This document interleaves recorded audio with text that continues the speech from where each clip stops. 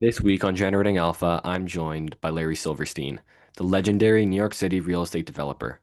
As the founder of Silverstein Properties, Larry has been a driving force behind some of the city's most iconic projects, with a portfolio that includes over 40 million square feet of office, residential, and retail space.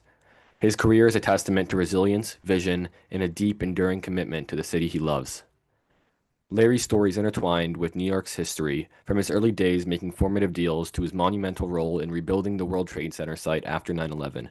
He's a figure who has not only shaped skylines, but also embodied the spirit of persistence and renewal. In this episode, we'll explore Larry's early life and the deals that defined his career, his monumental acquisition and rebuilding of the World Trade Center, and his perspective on risk, legacy, and the future of New York. We'll uncover the lessons he's learned from decades at the pinnacle of real estate and how he continues to build it for tomorrow.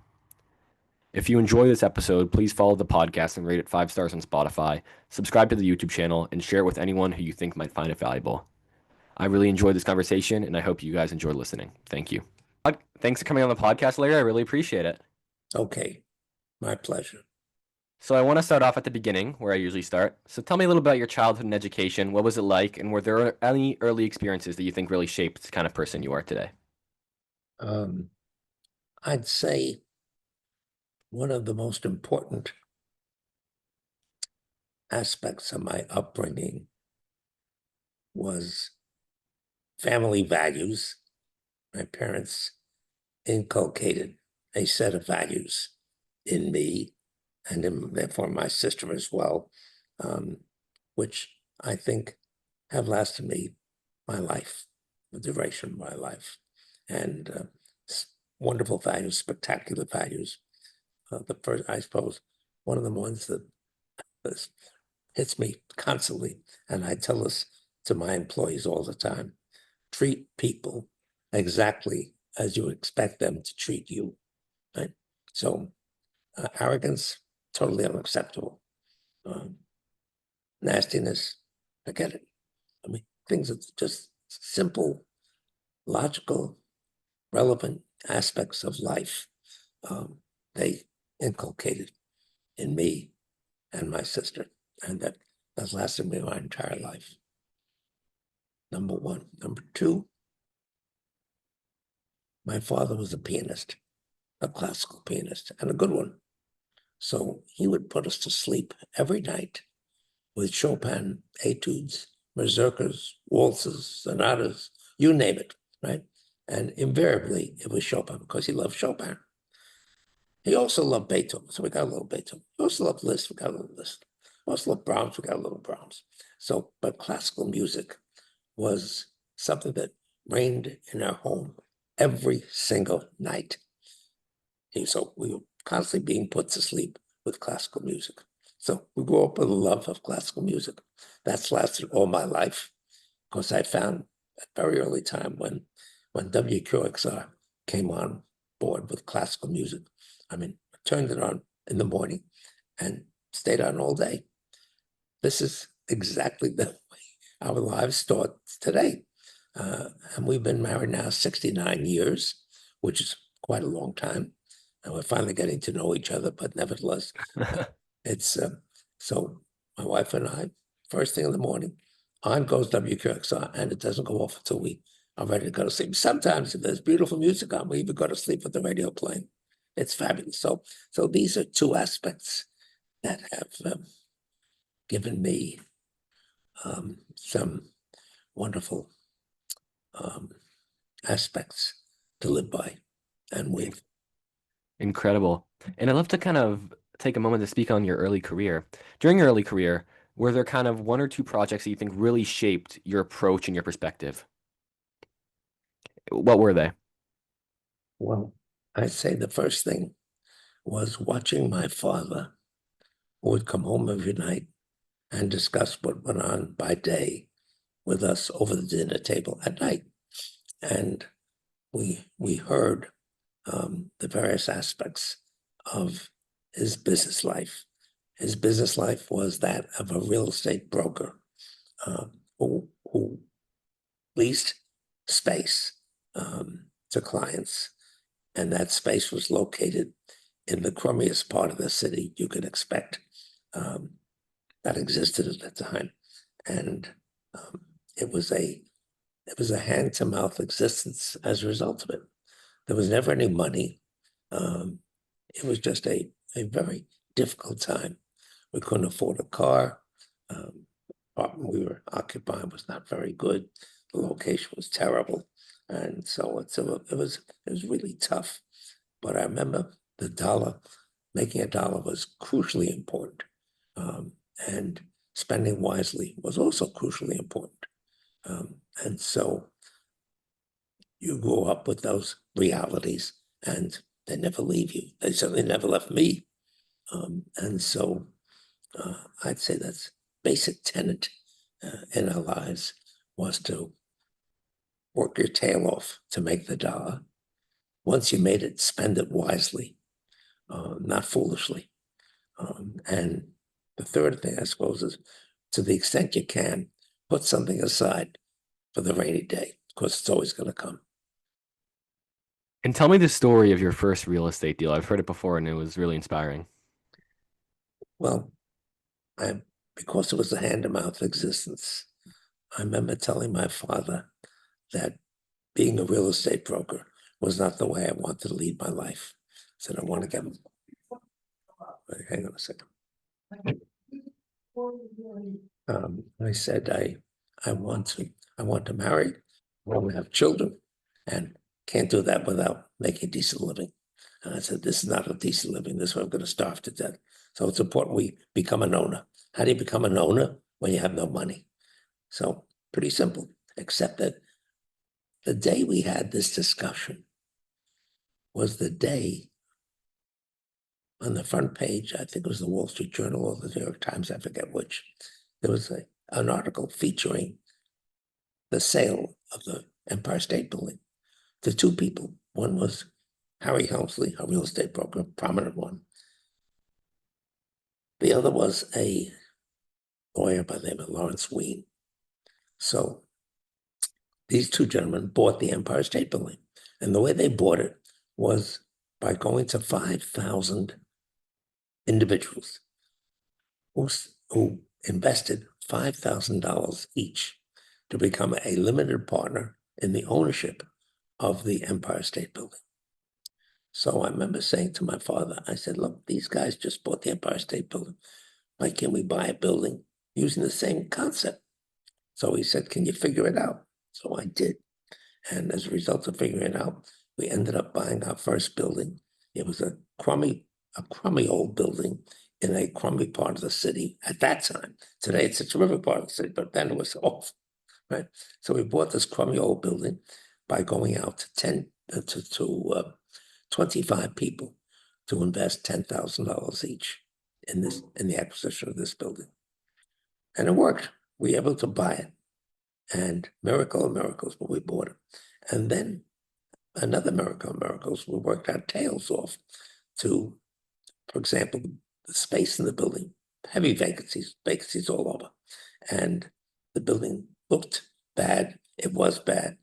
The space was filthy. It hadn't been cleaned. I mean, just sort of languishing, vacant, languishing space, unimproved, looked like hell, smelled like hell, and everything bad about you could think of. So first thing my father said was, you know what? Let's get a spray paint white all over this place. It'll look better. So did that. Next thing we did was get a window washerman to clean the windows because the windows hadn't been washed in, I don't know, 30 years. Next thing we also did was get a floor scraper to scrape the floors because the floors were filthy and they had GOP on them. Must have been 50 years of GOP. It just looked like hell. So we scraped the floors. The most amazing thing happened.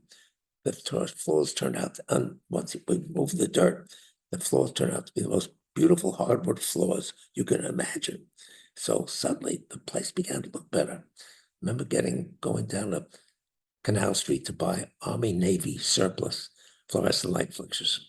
So we bought used fluorescent light fixtures, put in the back of a cab, took it up to the building, asked the superintendent to hang the fluorescent light fixtures in the space. All of a sudden, the space began to look like decent space. The result was we rented it for twice what we thought we could get. And the net result is we could pay out distributions of 1% a month, which is a 12% annual return to the investors. They were thrilled. They said, find another building. This is terrific. So that was our first. We went out and bought the second, was a bigger one. Bought a third, which is a bigger one. Every building we bought, bigger, bigger, bigger. And then finally, one day, the banks that would never lend us $15,000 that we desperately needed in order to buy this first building, they called and they said, you know what, we like what you're doing. Forget about going to investors. Come to us and we'll give you whatever you need to buy the buildings you want to buy. So that was a sea change in our lives, and everything improved ever after. And as your projects got bigger and bigger, you eventually developed your first project, which was 7 World Trade Center. And on the opening day of 7 World Trade Center, you stood on the roof and you saw the Twin Towers, and you were like, wouldn't it be really cool to own these one day? Tell me about the story of how you came to sign a 99-year lease on the Twin Towers 6 weeks before 9/11 happened. Well, in I think it was 1999, Governor Pataki called and said, we've decided to sell the World Trade Center. Would you be interested in buying it? And I said, yes, because I remember what it was like being on the roof of the original 7 World Trade Center, looking up and seeing those magnificent towers. I said to myself, wouldn't it be fantastic if I could hold those one day? So instantly I said to him, of course, I'd be interested in buying them. Right? So as it turns out, I think there were 27 bidders who were chosen to bid for the Trade Center. Of the 27, and as days went by, the 27 came down to 5, and I was one of the 5, and then became 4, and then the final 3 bidders, and I was one of them. The other 2 were major, huge public real estate investment trusts. Huge buildings, huge trusts. They have huge amounts of real estate. I was a pipsqueak. They were massive because they were public companies, right? Traded on the New York Stock Exchange. So, wow. So everybody said, Silverstein, forget it. But I knew something they didn't know. And that was public companies have limitations, legal limitations that prevent them from doing certain things. And so, as it turns out, when the bids were finished, I got a call from J.P. Morgan, representing the Port Authority, to sell on the sale of the buildings. And I was told that my bid of $3.2 billion was short by $50 million. The winning bid was $3.25 billion. And the underbid was, the second underbid was $3.15 billion. So $50 million separated each of us, right? Now, $50 million not is a huge amount of money, but when you're trying to buy something for 3.2 billion or 3.25 billion, it's a rounding error. $50 million becomes a rounding error. Sounds crazy, but that's the reality. As it turns out, the legal problems that who was the winner?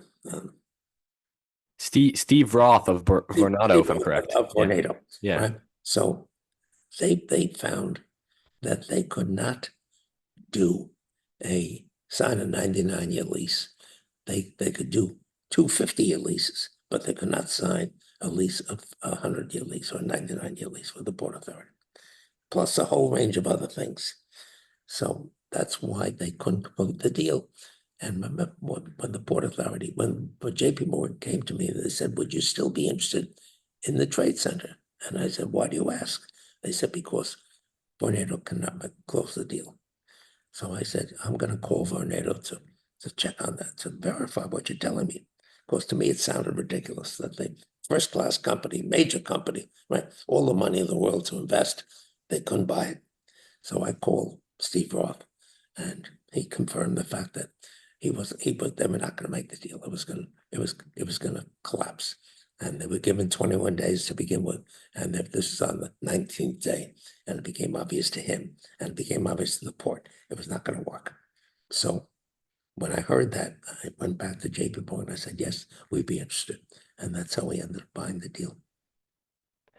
And 6 weeks later, September 11th happened. Take me through the day of September 11th in your shoes. What was your reaction when you kind of first learned of the attack? And what did the following days look like leading up to what would become an eventually a 23-year rebuilding effort?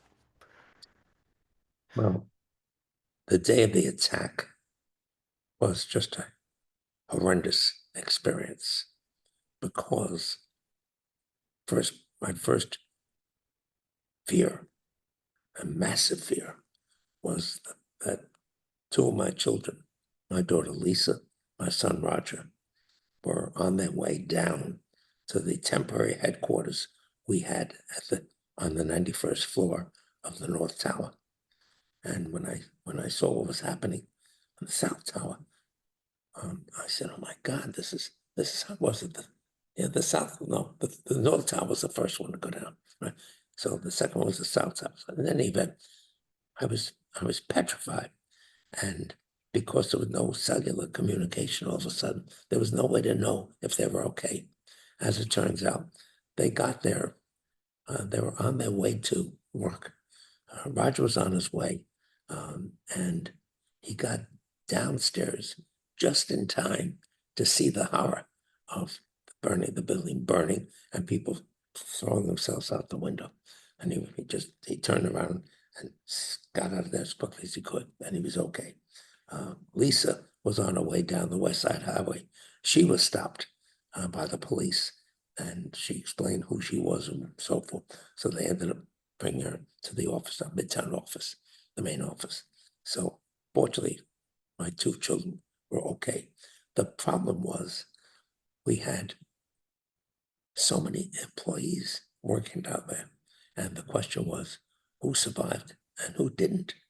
And so we started getting calls from spouses, and they said, we need to know, is, is our loved one safe or not? So invariably what they did, because the phones were becoming extremely difficult, was they came to the office and they said, we'd like to wait to hear what results you have. And so they came, we put them in that conference room, and after a while, the number of people came to find out what about their spouses was brutally difficult. Some of them were deemed to be extremely fortunate because their spouses came back to work at Midtown and they were fine. But for those who sat and waited, the longer they waited, the worse their fears. And ultimately it became obvious to them that they lost their spouses. And so we lost a total of 4 employees. And the 4 employees had 8 kids among them. And so we provided for the education of those kids. But the true tragedy was that almost 3,000 lives were lost Yeah. on that day. And that was the most horrendous experience because after 9/11 and the issue of could you rebuild? Should you rebuild? If so, do you rebuild on that site? And there were a huge number of discussions all over the place. And the simple issue was I started getting calls from the families because they heard that I was ready to rebuild and prepared to rebuild on the site. And so they called, they asked for appointments. And even though it was not my obligation to meet with them, because it was the state had taken responsibility for that aspect of it, I decided I couldn't say no. So they asked for an appointment. I gave it to them. They would come and they would talk about it and they'd say, our loved one was vaporized because of the intense heat. So therefore, we have no remains of our loved one. Without remains, you can't have a burial. Without a burial, you can't have closure. Therefore, our loved one is down there someplace, vaporized, but he's down there someplace. And therefore, you cannot build any place on that site. So I finally said, I finally said, understand what you're going through. But at the end of the day, we have to be good New Yorkers and do what needs to be done. We Yeah. agree with that. We need to be good New Yorkers, provided you don't build anywhere on that site. We'll be a good New York. So it was just a horrible time, a terrible Wow. experience. But we had to get by, and so we did.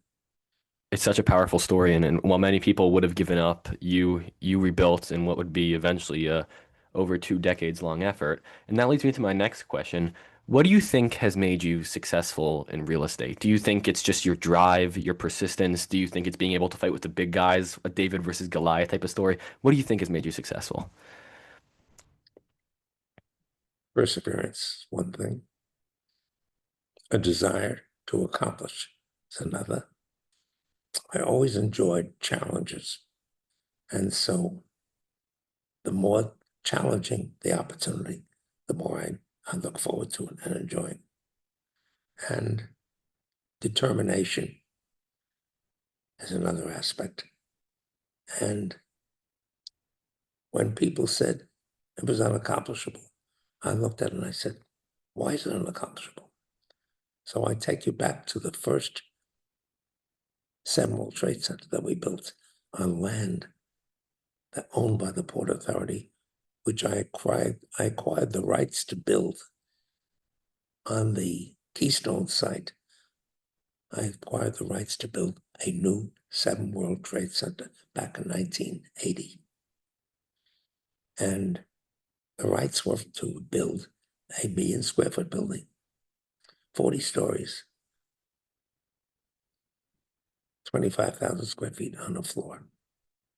So once I signed the lease with the Port Authority, giving me the right to build a 1 million foot building, I took myself off to visit with a friend at JP Morgan, a senior friend, a name of Jim Boise.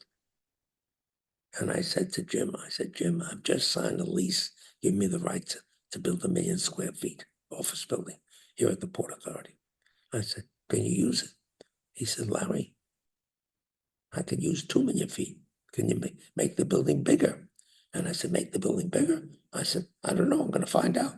I turned around, went back to the Port Authority, and I said, I need to build a 2 million foot building. They said, you're crazy, it can't be done. I said, why not? They said, because we have a substation, a Con Ed substation in the base of the building, or the base of, he said, all of the piles to support a 1 million square foot building are in place.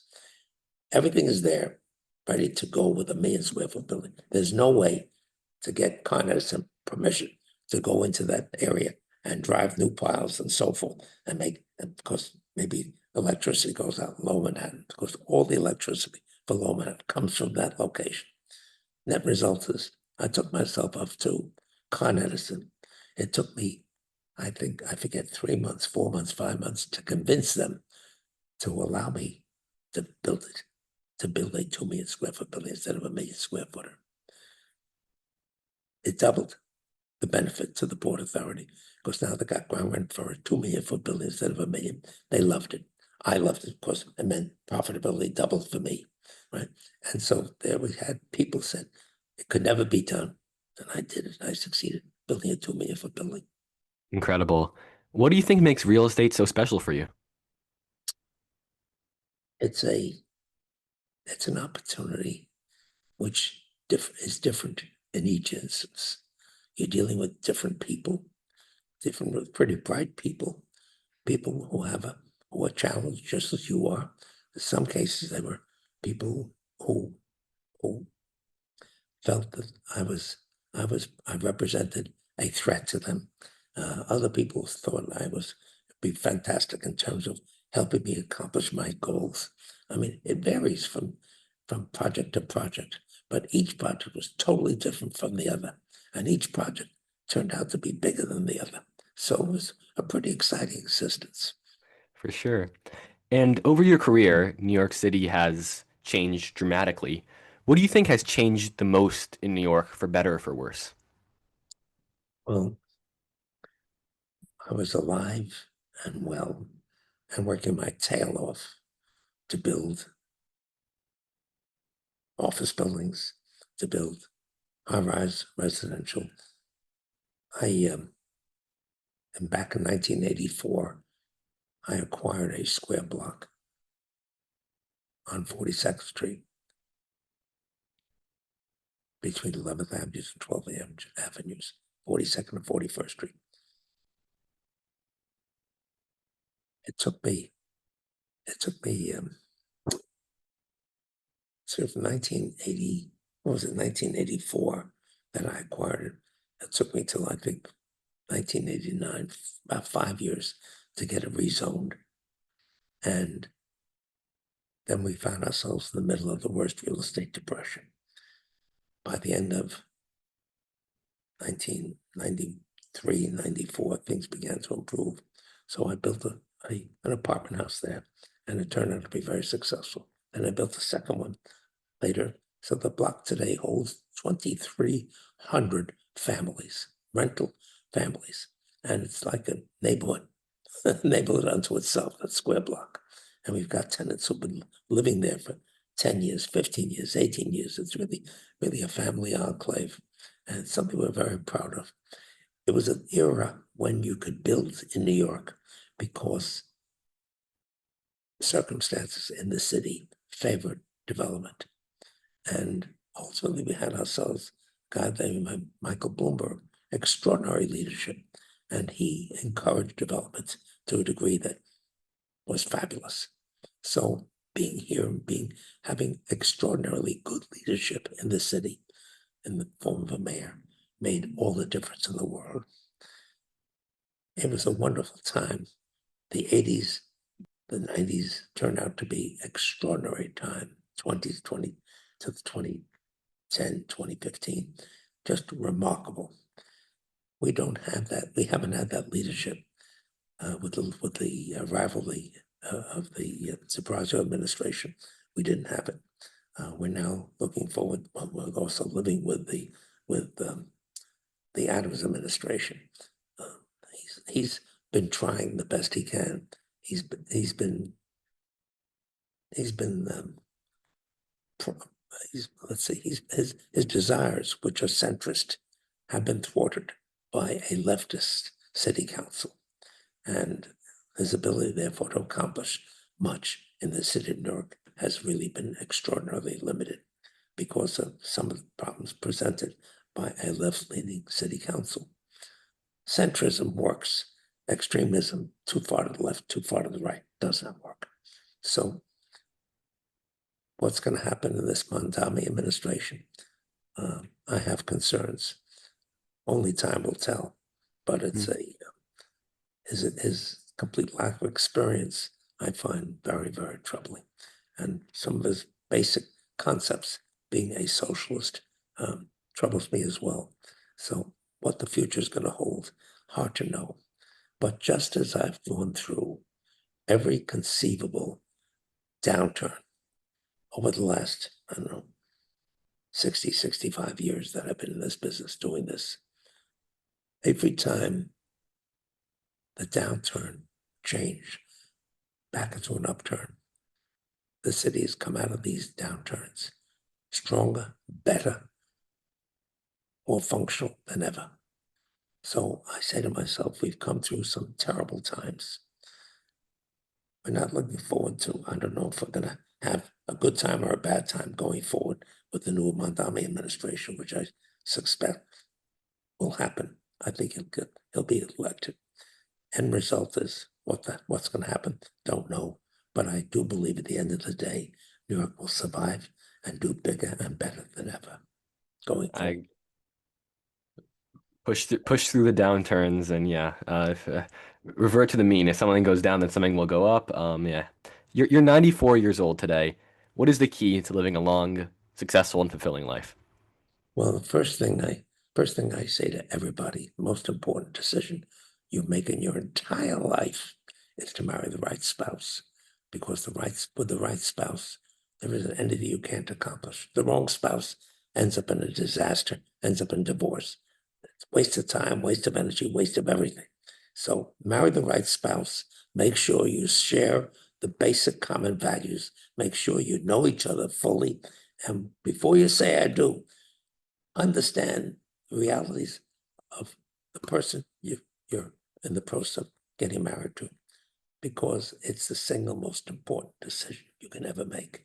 With the right spouse, there isn't anything you can't accomplish. And I'm now married for 69 years. So my credibility level is pretty strong in this regard. Yes. Terribly important, right? Terribly important. And you find yourself working together to make a family, have good lives, produce good people. And as you go forward in your life, make sure you give back. Make sure you work to make the world a better place than the way you found it. The city, the same with wherever your environment takes you. And this is one last question I asked every single one of my guests. I'm 16 right now. If you had to give one piece of advice, whether it be career, life, any kind of advice to a 16-year-old today, what would it be? Whatever it is you set your sights on, whatever it is your goal becomes a crucial issue. Whatever it is that you decide to do with your life, give it everything you've got. Work your tail off to make it happen. Because if you do, if you work intelligently, if you use good common sense, if you treat people the way you expect them to treat you, if you respect people, if you're if you have a sense of rational judgment in what you hope to accomplish, and use a high degree of intelligence with which to accomplish it. If you've given everything you've got, you should succeed. It's very wise advice from a very wise person. Thank you, Larry, for doing this. I really appreciate it. It's been an honor. Very welcome. You're very welcome. Good luck to you.